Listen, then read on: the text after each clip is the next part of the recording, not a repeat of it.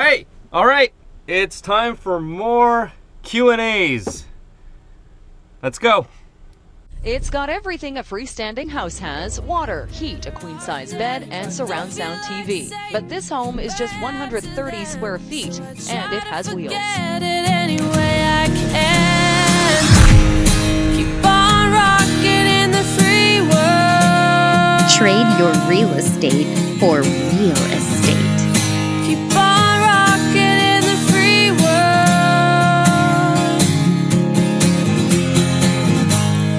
Keep on rocking in the free world.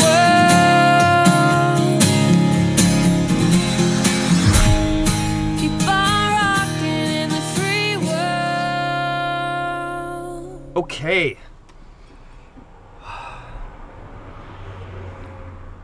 Let's start with Secret Scott. Secret Scott says to me, it would be so easy for local authorities to impose a ban on RVs parking on anything but private land.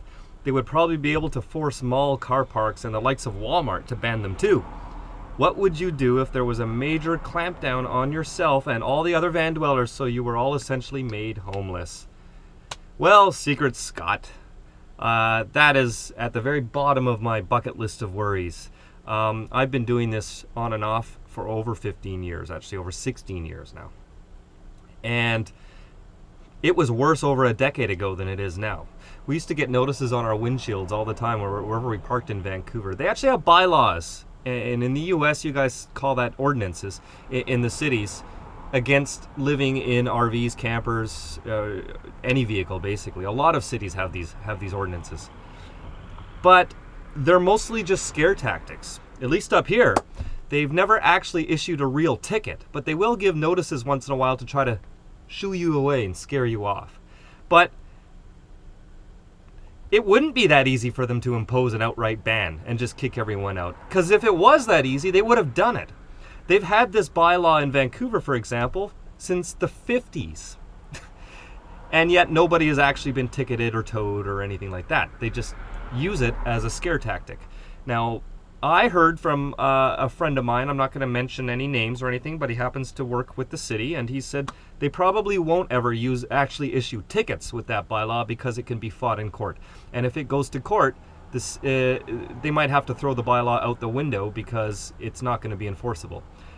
If I can legally park my vehicle, who's to tell me I can't be inside my vehicle? So what you're saying is basically, okay, you can park your vehicle in a legal parking area. There's no sign saying that I can't park overnight, and I haven't gone over any time limits. So I'd have to get out of my vehicle when I park. Otherwise, I'm breaking the law. Like, that doesn't make any sense at all. This isn't communist China. Canada is one of the freest countries on earth. We're actually always rated freer than the USA, for example. But I'm sure it's not that bad down in the States either. If you can legally park your vehicle, nobody can tell you you can't be in your vehicle. Good luck in court trying to prove that I'm living out of it. I just got back from camping this weekend. I mean, it's not a worry. I'd be more worried about nuclear war with Russia than cracking down on van dwellers. So that's not even a consideration, not even in the back of my mind. So I'm not worried about that at all. Obviously, we have ways to not be too noticed. We move around. We're not too, we try to be a little bit stealth. You just don't want to attract the wrong attention, but for the most part, it's just fine. Okay, yes, a lot of people have asked me, what happened to your cat? And are you ever going to get another cat? Okay, so as I've talked about in previous videos, I love cats. I've had cats for most parts of my life. I've had a cat, and I had my own cat I adopted. Just over 13 years ago, I adopted a kitten from the SPCA. My girlfriend walked dogs at the SPCA, and she was going there to pick up the dogs for her dog. She was volunteering there. And while she was picking up the dogs, I went to the back to the adoption center and checked out some of the cats they had up for adoption. And this one kitty came right up to the cage, stuck his arm out, started meowing, started purring, looked right in my eye, and started talking to me. And I fell in love with him right away. They told me they were going to put him down in a few days because they had a kill policy back then. But they had too many cats at the time, so they gave them a certain amount of time to be adopted or else they put them down. Now, the irony in it is this particular cat was just a kitten. He was about 10 months old.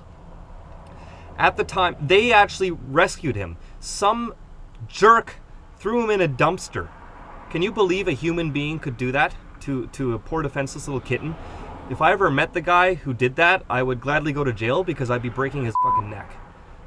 Anyways, that being said, the SPCA got called. Somebody heard the crying of this kitten in a dumpster. They rescued him. He was sick. He had bronchitis. He was dying basically, and he was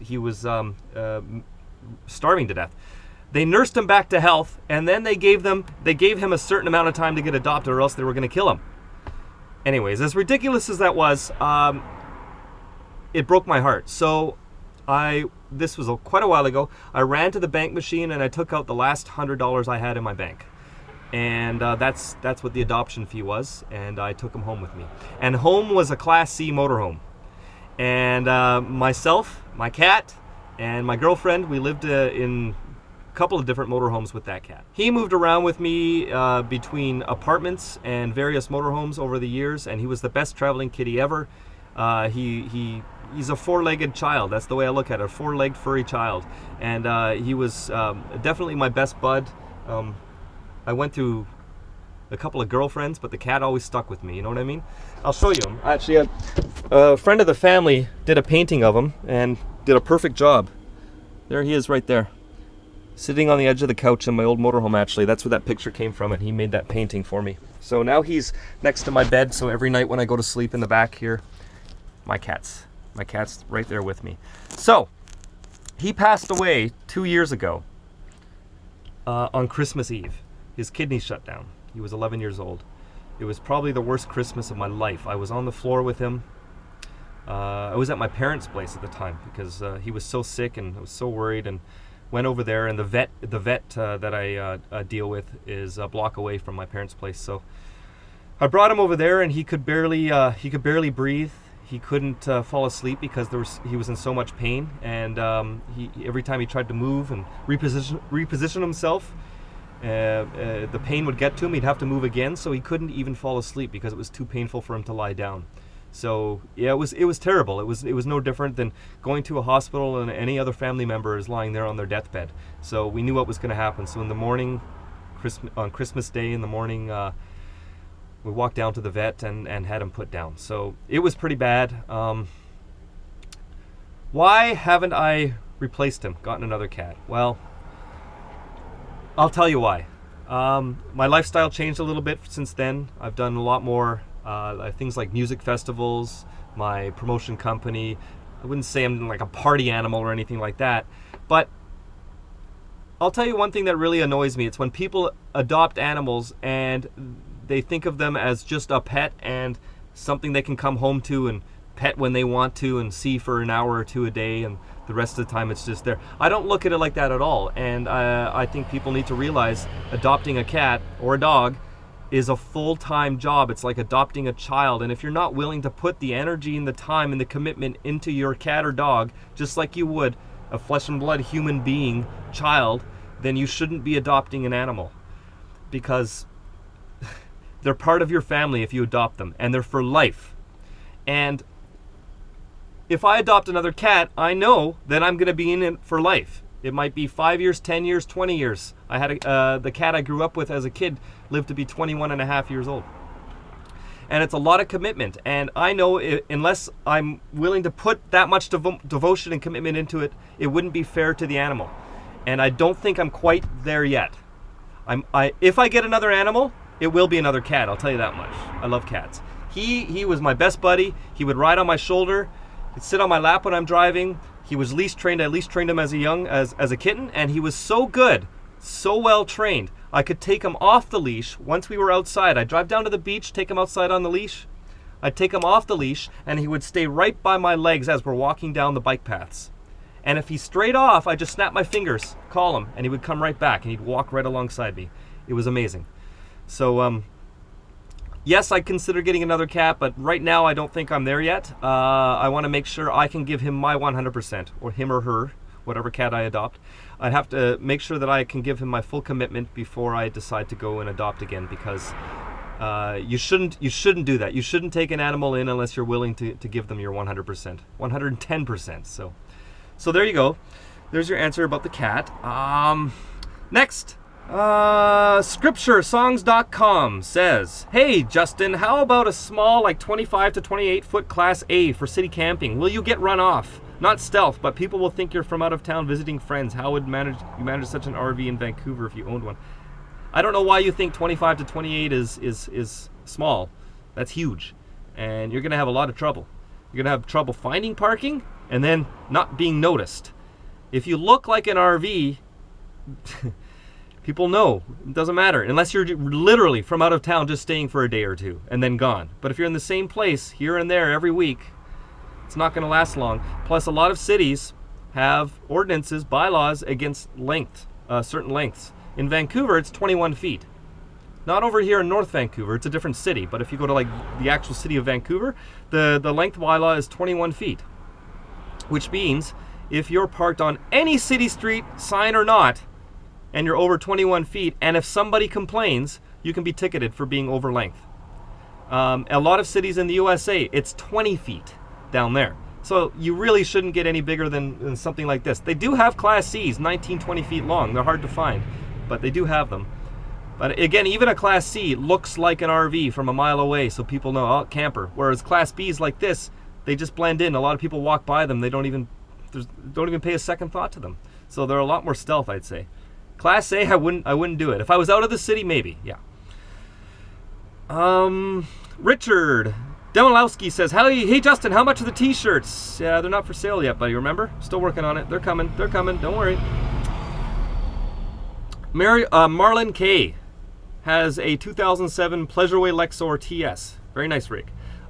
Says, do you have any heating pads on your tanks under the van? Just wondering how you stop the under van plumbing from freezing. Thank you. Well, you're welcome. No, there's no under tank heating. It doesn't get cold enough here. So I'm not the right guy for cold weather advice because I live in Vancouver, which is a tropical rainforest environment basically. It doesn't get cold enough here. Sometimes we go below freezing. Last night we went below freezing. It was -3 degrees. So just a little bit below freezing, but not enough to worry about tanks and stuff, especially when you're living in it.